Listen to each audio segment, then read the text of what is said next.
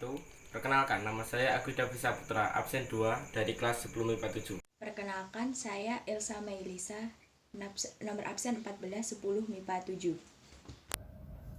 Assalamualaikum warahmatullahi wabarakatuh. Nama saya Riko Anita Fadani, nomor absen 29. Assalamualaikum warahmatullahi wabarakatuh. Saya Dinda Ranati Ramadhani, absen 10 dari kelas 10 MIPA 7. Inventarisasi prasasti di wilayah Tampak Siring dilakukan perekaman pada prasasti Panembahan. Prasasti Panembahan ini terletak pada Pura Puseh Panembahan, Banjar Panembahan, Desa Manukkaya, Kecamatan Tampak Siring, Kabupaten Gianyar. Prasasti Panembahan ini terbuat dari bahan batu padas yang kondisinya tidak utuh namun terawat. Prasasti Panembahan ini berbentuk silindris dengan ukuran panjang 14,5 cm, lebar 36 cm, dan tinggi 37 cm. Prasasti Panembahan ini jadi pada masa Bali klasik dengan latar belakang budaya Hindu-Buddha. Panembahan dikeluarkan oleh seorang Raja Bali yang bernama Sri Kesang Warmadewa.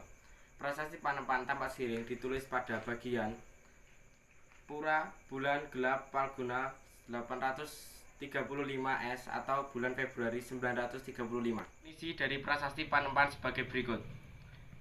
Wulan Palguna Kresna Paksa, Kitan Par Rajyan Sri Kaisari Wuli, Musu Harikas Da Watyari Wuci, Kaya Kadya Makata di Tugada. Politik. Dinasti Warmadewa didirikan oleh seorang raja bernama Kesari Warmadewa.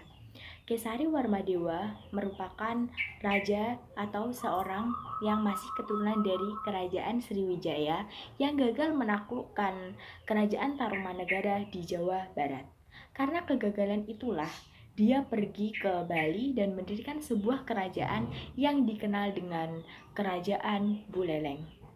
Selanjutnya ada sistem pemerintahan.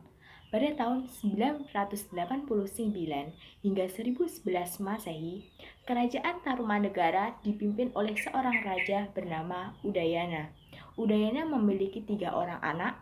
Yang pertama ada Airlangga, yang kedua ada Marakatapangkaja, dan yang ketiga ada anak Wungsu. Airlangga ini merupakan raja yang terkenal di Kerajaan Medangkamulan, Jawa Timur. Istri dari Udayana sendiri itu bernama Gunapriya yang merupakan keturunan dari Empu Sendok. Setelah Udayana turun pangkat, dia digantikan oleh anaknya bernama Marakatapangkaja. Marakatapangkaja itu dianggap sumber hukum oleh rakyatnya karena Marakatapangkaja itu sangat peduli kepada rakyatnya. Dalam pemerintahan Marakatapangkaja itu ada beberapa tempat peribadatan yang dibangun oleh Marakatapangkaja. Itu yang terkenal itu ada candi di Gunung Kawi di Tampak Siring. Selanjutnya Marakatapangkaja itu digantikan oleh adiknya bernama Anak Wungsu. Anak Wungsu merupakan raja yang paling terbesar di Kerajaan Buleleng ini. Anak Wungsu berhasil menjaga kestabilan kerajaan, baik serangan dari dalam maupun dari luar kerajaan.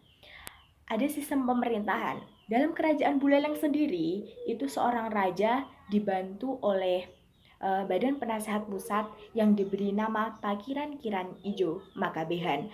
Pakiran Ijo Makabehan itu terdiri dari 2 anggota, yaitu Senapati dan Pendeta Buddha serta Siwa. Badan ini berkewajiban memberikan nasihat kepada raja atas berbagai masalah yang timbul di masyarakat. Dalam pembagiannya itu kan ada 2, yaitu ada senopati dan pendeta. Senopati itu bergerak dalam bidang kehakiman dan pemerintah, sedangkan pendeta itu bergerak dalam bidang sosial dan agama. Ada kehidupan sosial budaya. Para ahli sendiri itu memperkirakan kehidupan sosial budaya masyarakat Buleleng pada saat itu tidak jauh berbeda dengan masyarakat Buleleng pada saat sekarang. Masyarakat diberi kebebasan dalam berpendapat. Mereka jika ingin menyampaikan pendapat atau ingin menyampaikan unek-uneknya itu akan berhadapan langsung ke raja dengan didampingi oleh perangkat desa atau ketua di desa tersebut. Selanjutnya ada pembagian wilayah. Dalam satu kerajaan Buleleng itu di bawahnya itu ada yang namanya Wanua-Wanua. Nah, Wanua-Wanua ini dipimpin oleh seorang ketua yang dianggap mampu untuk memimpin sebuah Wanua tersebut. Juga ada pembagian kasta. Pada masa pemerintahan anak bungsu, pembagian kasta itu dibagi menjadi dua, yaitu ada golongan cartowarna dan golongan luar kasta atau jaba. Penggolongan ini tuh didasarkan pada kepercayaan Hindu yang dianut masyarakat Bali pada saat itu. Pada saat Raja Anak Bungsu juga ada penamaan bagi anak pertama, anak kedua, anak ketiga, dan juga anak keempat. Anak pertama diberi nama Wayan, yang Wayan berasal dari kata Wayahan yang artinya tua. Anak kedua diberi nama Made. Made berasal dari kata Madya yang artinya tengah. Anak ketiga diberi nama Nyoman berasal dari kata Nom yang artinya muda. Dan yang anak keempat sendiri diberi nama Ketut berasal dari kata tut yang artinya buntut atau terakhir. Selanjutnya ada kehidupan ekonomi. Pada masyarakat Buleleng, pada saat itu yang terkenal ada dua sektor, yaitu sektor pertanian dan sektor perdagangan.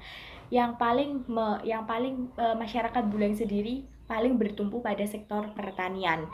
Dalam prasasti Bulian itu disebutkan ada beberapa istilah pertanian, seperti ada gaga atau ladang, ada mal atau ladang di pegunungan, terus ada sawah dan lain-lain. Pada masa pemerintahan Marakata Pangkaja itu ada urut-urutan dalam menanam padi, mulai dari membabaki atau pembukaan tanah, meluku atau membajak, tanam atau menanam padi, matun atau menyiangi, ani-ani atau menuai padi, hingga nutu atau menumbuk padi. Yang kedua ada perdagangan.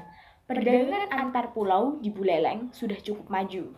Kemajuan itu ditandai dengan banyaknya saudagar yang bersandar melakukan perdagangan dengan masyarakat Buleleng pada saat itu. Dalam Prasasti Lutungan disebutkan bahwa pada saat itu Kerajaan Awungsu itu melakukan transaksi 30 ekor sapi, 30 ekor kuda dengan masyarakat Lombok. Keterangan tersebut memberikan penjelasan kepada kita bahwa perdagangan pada saat itu sangat maju karena kuda itu merupakan hewan yang besar, jadi membutuhkan kapal yang besar pula.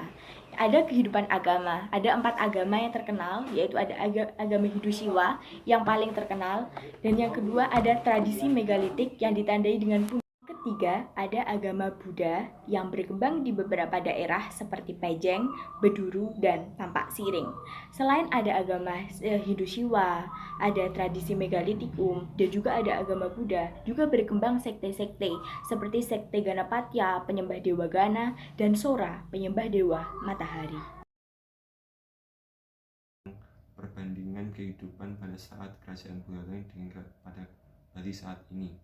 Yang pertama dalam aspek agama, pada saat kerajaan Buleleng terdapat agama Hindu Siwa, Buddha, tradisi megalitikum, penyembah dewa matahari, dan penyembah dewa Sora. Pada saat sekarang terdapat agama Hindu, Islam, Katolik, Protestan, dan Konghucu. Yang kedua dalam sektor pemerintahan atau politik. Pada saat kerajaan Buleleng terdapat sistem dipimpin oleh raja, di bawah kerajaan disebut Wanua, terdapat demokrasi, dan raja dibantu penasihat pusat. Sedangkan pada saat ini dipimpin oleh gubernur, di bawah provinsi ada kabupaten hingga desa. Terdapat demokrasi dan gubernur dibantu oleh wakil gubernur dan perangkatnya. Yang ketiga dalam bidang ekonomi. Pada saat kerajaan Buleleng, ekonominya berupa pertanian dan perdagangan, undangi, dan pandel. Sedangkan pada saat ini ekonominya berupa pertanian, perdagangan, pariwisata, wira swasta, nelayan, dan penyewaan, dan lain-lain. Yang ketiga dalam aspek sosial. Pada saat kerajaan Buleleng terdapat aspek sosial yang berupa ada kasta seperti Catuwarna dan Jaba. Ada sistem penamaan anak dan kebebasan berpendapat. Pada saat ini kasta ada Brahmana, Ksatria, Sudra, dan Waisya, dan ada kebebasan berpendapat. Yang terakhir adalah aspek budaya. Pada saat kerajaan Buleleng tidak jauh berbeda dengan masyarakat sekarang. Pada saat sekarang tidak jauh berbeda dengan saat Kerajaan Buleleng, akan tetapi mungkin lebih modern. Peninggalan kesenian Kerajaan Bali. Di dalam prasasti-prasasti disebut ada beberapa macam seni yang berkembang pada saat itu. Pada zaman anak bungsu, seni ini dibagi menjadi dua, yaitu seni rakyat dan seni keraton. Seni rakyat biasanya berkeliling menghibur rakyat.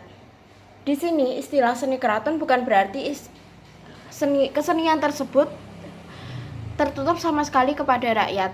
Terkadang seni ini dipertontonkan dari desa ke desa. Artinya, seni ini tidak hanya dimonopoli oleh kalangan istana saja. Jenis-jenis kesenian pada masa itu contohnya adalah atapukan, pamukul, ambanwal, abonjing, bangin, dan perbayang.